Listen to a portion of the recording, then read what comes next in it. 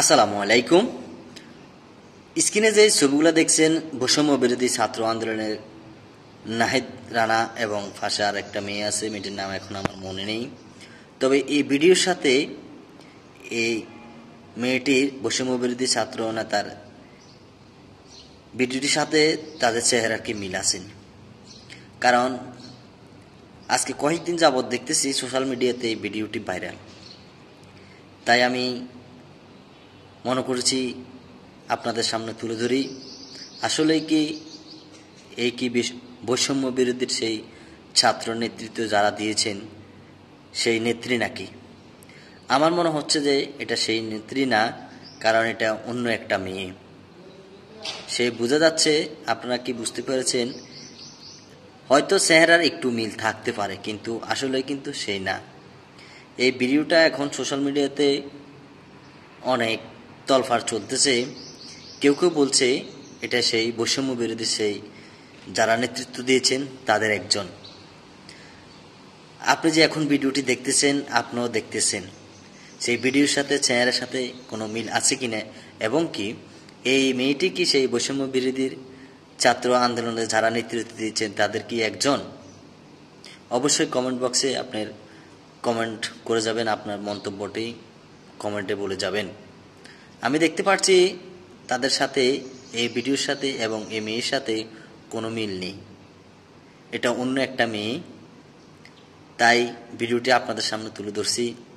যারা বৈষম্য বিরোধী ছাত্র আন্দোলনে যারা নেতৃত্ব দিয়েছেন তারা কখনোই এরকম আজে বাজে কাজ করবেন না। তারা সেই ভেবেচিন্তেই কাজ করবেন, যদিও কোনোভাবে কিছু করেন তারা ভেবেচিন্তেই করবেন, কারণ সারা বাংলাদেশের মানুষ তাদেরকে যে সম্মান করে সেই সম্মান যদি তারা ধরে না রাখতে পারে তাহলে তাদের জীবনে আর কি হবে। নাহিদ রানা ফাঁসে এখন ছবিটি দেখতেছেন বসায় রাখছে, তারা দুজনকে দেখাচ্ছে।